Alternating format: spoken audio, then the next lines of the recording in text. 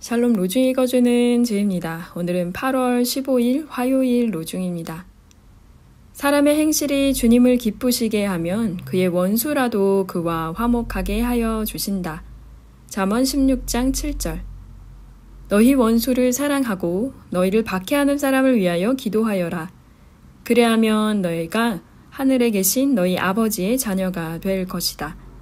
마태복음 5장 44절 45절. 주님께 진심으로 간구하는 하루 되세요. 샬롬 하울람. 오늘 우리가 함께 읽은 가르침의 본문은 그 유명한 모한다스 간디가 보고 크게 감명받았다는 구절입니다. 아니, 어떻게 원수를 사랑할 수 있지? 이게 말이 되나? 고민을 거듭한 간디는 마침내 깨달음을 얻습니다. 인도를 폭력적으로 통치했던 영국을 증오하지 말자, 오히려 그들을 더 사랑하자 라는 마음으로 굉장한 혁명을 일으켰죠. 결국 그는 영국인의 손에 죽지 않았습니다. 힌두교인의 손에 죽습니다. 그 영국인 사랑하니까 이거 매국노 아니에요? 힌두교인들 입장에서 봤을 때는. 근데 영국인들조차도 그의 사상에 감복해서 간디를 따르는 사람들이 많았다고 그래요. 참 재밌는 역사의 이야기들인데요. 우리도 일제강점기를 지냈잖아요. 근데 그때 당시에 한국의 엘리트 그룹들은 대체로 일본에 유학을 갔었습니다. 이 중에는 뭐 친일을 한 사람도 있고 끝까지 독립운동을 한 사람들도 있는데, 제가 연구하고 있는 함석헌 선생님도 이제 동경에 가서 유학을 하고 한국에 와서 교육계에 종사하면서 민족운동을 하시죠. 근데 이분이 일본에 있을 때 우찌무라 간조라고 하는 기독교 사상가에게 큰 영향을 받습니다. 그 문화에서 활동하고 배우고 또 그 제자 그룹들과 친하게 지낸 거예요. 그러니까 재밌는 게요, 요즘에 국내 함석헌 연구자는 손에 꼽히는데 일본의 함석헌 연구자들이 꽤 있어요. 그러니까 그때 당시에 일본 기독교 혹은 동아시아 기독교를 연구하기 위해서 함석헌을 텍스트로 삼는 일본 학자들이 있다는 게 참 재미있습니다.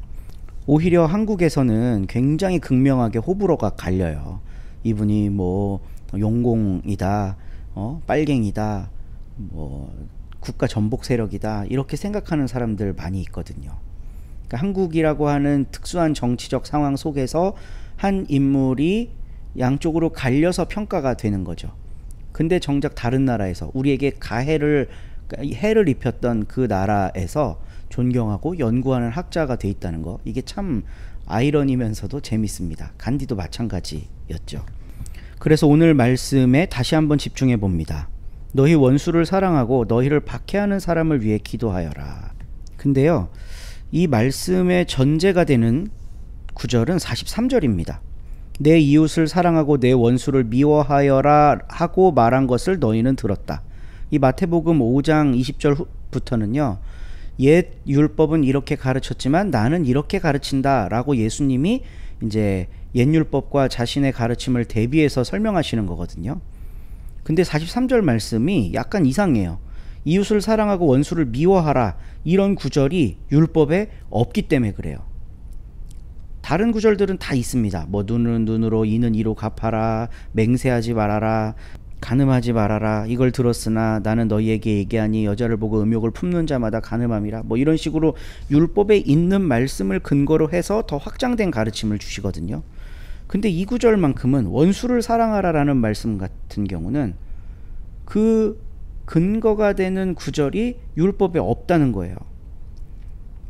형제를 사랑하고 원수를 미워해라, 이런 구절이 없어요. 아니, 우리 예수님 뭐지? 율법 제대로 안 익히셨나? 근데 우리는 성서학자들의 도움으로 예수님이 왜 이런 이야기를 하셨는지 알 수 있습니다. 이건 구약 성경에는 없어요. 물론 억지로 끼워 맞추자면 시편 139편에 있는 말씀과 연결지어 볼 수는 있습니다. 그런데 시편은 율법서가 아니죠, 일단. 그리고 그 내용도 애매합니다. 나는 그들을 너무나도 미워합니다. 그들이 바로 나의 원수들이기 때문입니다.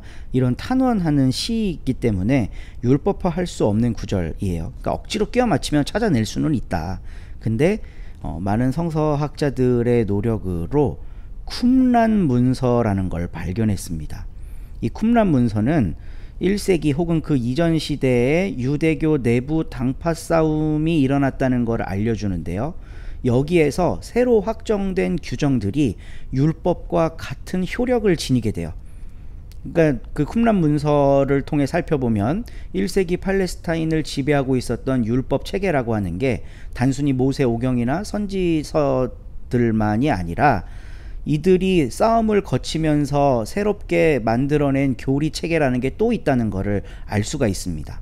그 싸움의 결과로 만들어진 교리가 원수를 미워하라 라는 거예요.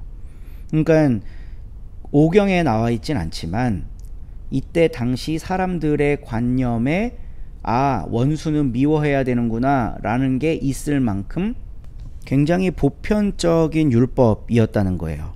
그러니까 결국 예수님은 당시에 상식처럼 받아들여지던 율법들을 부정하면서 새로운 율법을 제시하시는 겁니다. 이때 당시에 사람들은 로마인이나 자신들을 착취하는 그런 이민족들을 원수라고 생각했을 거 아니에요. 저것들 멸망하는 게 당연하다는 걸 교리와 신학으로 뒷받침하고 있었습니다. 예수님은 그런 거 안 된다는 거예요. 교리와 신학이 누군가는 멸망해도 된다라고 확정하는 거, 이딴 거 안 된다는 겁니다. 우리는 오늘 아침에 여기에서 원수를 사랑하라 하신 그 뜻을 발견해 봅니다. 그냥 어떤 개인적인 원한이 있는 원수를 내가 품어야 된다, 이런 개인적 윤리 차원으로 예수님이 하신 말씀이라기보다, 물론 그렇게 살면 좋긴 하겠죠. 교리로 확정한 멸망받아도 되는 존재들, 그런 거 없다, 이런 차원에서 하신 말씀으로 우리가 한번 생각해 본다면 우리들은 교리로 더 이상 죄짓지 않게 될 겁니다. 이 말씀 따라 승리하시는 오늘 하루 되시기를 간절히 바랍니다. 좋은 하루 되세요. 7장. 남을 판가름하지 마세요. 그리하여 여러분이 판가름받지 않도록 하세요. 여러분이 남에게 한 그 판가름으로 여러분이 판가름 받을 테니까요. 또 여러분이 남에게 갖다 댄 잣대를 여러분에게도 갖다 대실 테니까요. 왜 그대는 형제 자매 눈 안에 있는 티끌은 보면서 그대 눈 안에 있는 나무 막대기는 알아채지 못합니까? 어떻게 그대가 형제 자매에게 가만히 있어요, 그대의 눈에서 티끌을 빼줄게요 하고 말하겠습니까? 보세요, 그대의 눈 속에는 나무 막대기가 있습니다. 겉다르고 속다른 그대, 먼저 그대의 눈에서 나무 막대기를 빼버리세요. 그러면 그때에 똑똑히 보고 형제 자매의 눈에서 티끌을 빼줄 수 있을 것입니다. 거룩한 것을 개들에게 주지 마세요. 여러분의 진주를 돼지들 앞에 던지지도 마세요. 그리하여 돼지들이 발로 그것들을 마구 밟지 못하도록 하세요. 또 그것들이 돌아서서 여러분을 공격하여 살을 찢지 못하도록 하세요. 달라고 하세요. 그러면 하나님이 여러분에게 주실 것입니다. 찾으세요. 그러면 찾아낼 것입니다. 두드리세요. 그러면 여러분에게 열릴 것입니다.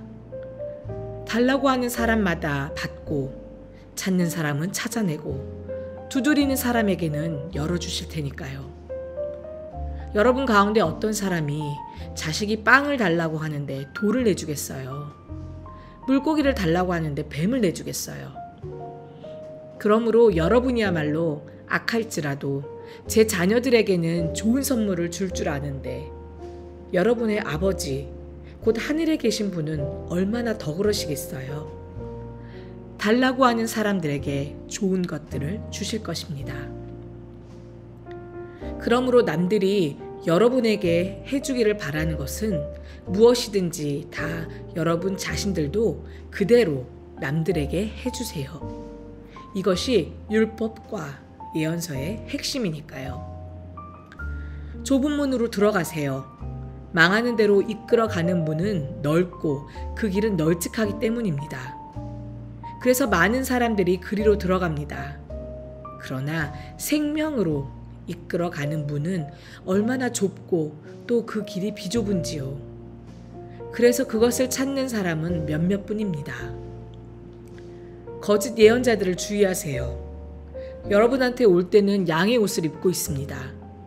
그러나 속은 약탈하는 이리들입니다. 그들의 열매로 여러분은 그들을 알아차리게 될 겁니다. 가시나무에서 포도를 또는 엉겅퀴에서 무화과를 거두지는 못하잖아요. 이처럼 좋은 나무마다 아름다운 열매를 맺고 형편없는 나무는 나쁜 열매를 맺습니다. 좋은 나무가 나쁜 열매를 맺을 수 없고 형편없는 나무가 좋은 열매를 맺을 수도 없습니다. 좋은 열매를 맺지 않는 나무마다 찍혀 나가 불에 던져집니다. 그러니까 그들의 열매로 여러분은 그들을 알아차리게 될 겁니다. 나더러 주님 주님 하고 말하는 사람마다 하늘나라에 들어가는 것은 아닙니다.